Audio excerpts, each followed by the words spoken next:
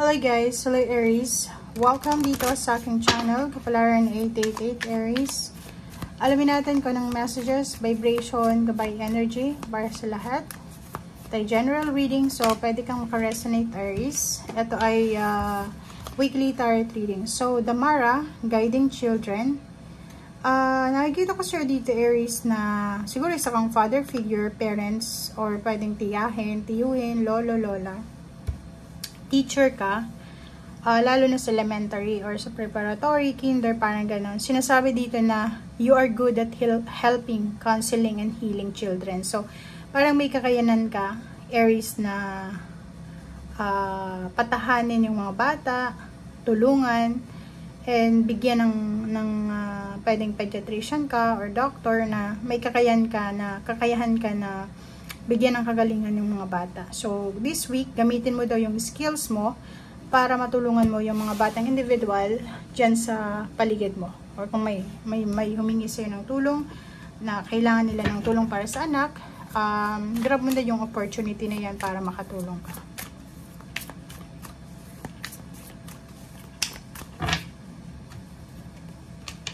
Okay, stand your ground and then throat chakra. Number 5 and 7. So, kung makikita mo dito, Aries, sinasabi sir dito ng barahan na kung may gusto kang ipaglaban, kasi throat chakra, mga revelation to eh. May mga sekreto, katotohanan, yun, realidad, na siguro sinisigaw mo, gusto mong ipakita kung ano yung totoo, kung gusto mong, kumbaga, gawin kung ano yung nararapat. So, sinasabi sir dito, throat chakra, sabihin mo kung ano yung totoo.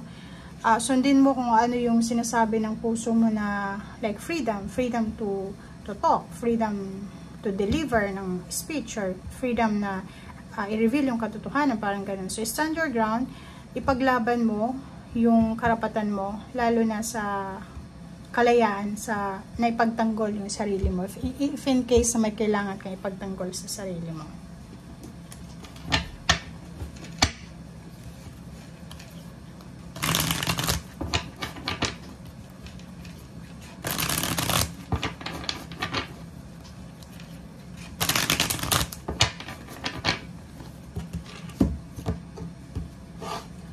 Okay. First two cards natin is King of Swords and number 2, Harvest. Ooh. So, nakikita ko sir dito na this week, ang focus mo ngayon sa linggong ito is yung harvest season. So, ibig sabihin, meron ka dito, Aries, na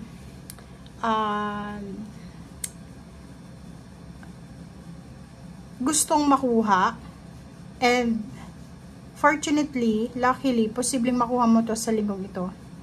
Sabihin, mayroon kang deserve na blessings, deserve na payouts, abundance, prosperity, or any financial balance and security na posibleng makuha mo. So, pwedeng siya, lump sum of money, pwedeng harvest siya, pwedeng may magregalo sa'yo, may magbigay sa'yo ng tulong, emotional or financial. Nakikita ko sir dito, Aries, na may ibang Aries na makakatanggap kayo ng balita. Sa either good news or balita lang siya. Lalo na doon sa mga Aries na nasa stagnant situation sila. Yung parang naghihintay ka ng balita or naghihintay ka ng information para makaalis ka sa restrictions, sa imprisonment or sa stagnation na pinagdadaanan mo. Like sa trabaho, like kontrata. Gusto mo nang umalis, gusto mo nang mag-retire, o gusto mo nang tapusin yung kontrata, so posibleng makatanggap ka ng balita. Yung iba din sa inyo, yung mga sacrifices nyo ay posibleng ibigay sa inyo ng universe yung positive result na to. Okay? Yung parang bayad sa mga sakripisyo mo. Eto na siya. Diba?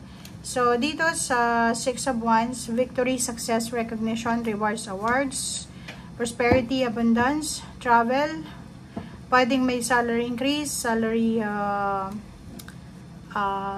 parang yung additional financial support, additional emotional support. Maraming tao yung hahanga sa'yo, maraming tao yung ma-amaze sa energy mo, sa power mo, sa strength mo. The Earth Mother, sinasabi dito na, same din, if meron kang iniisip na plano, positive plan, posibleng since merong harvest dito, lahat ng pinaplano mo, lahat ng ginawa mo sa nakaraan, na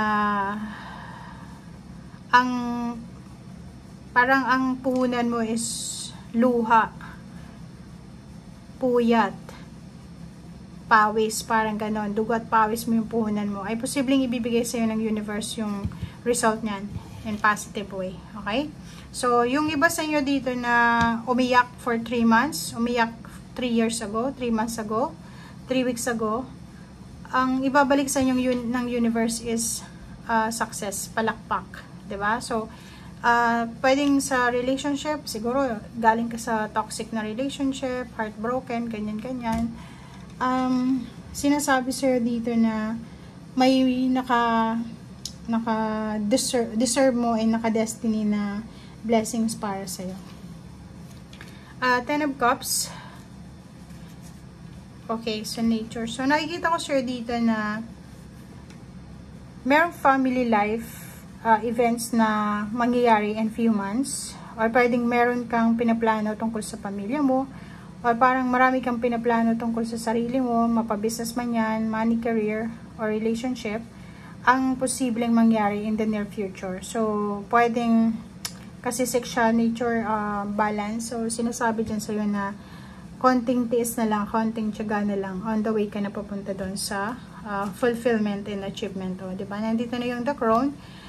Parang ano lang siya infinity sign. So, sinasabi na may unlimited blessings ka na matatanggap from the universe na pwedeng makatulong sa'yo, lalo na kung gusto mong makapag-ipon ng pera, gusto mong makapag-simula ng business. So, may mga hidden messages etong barahang ito para sa'yo. So, may good news tungkol sa perang parating.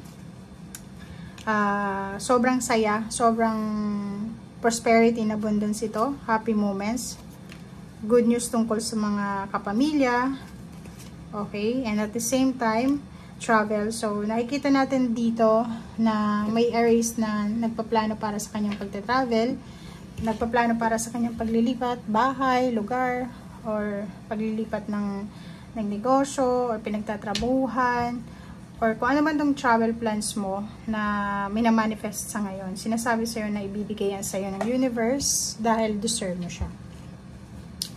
At ang dasan na to is confirmation card para sa'yo na may incoming celebration, incoming happy moments, gatherings, reunion, freedom, or parang ano siya, despedida party, welcome party, or any kinds ng party. Okay? Thank you guys. Bye!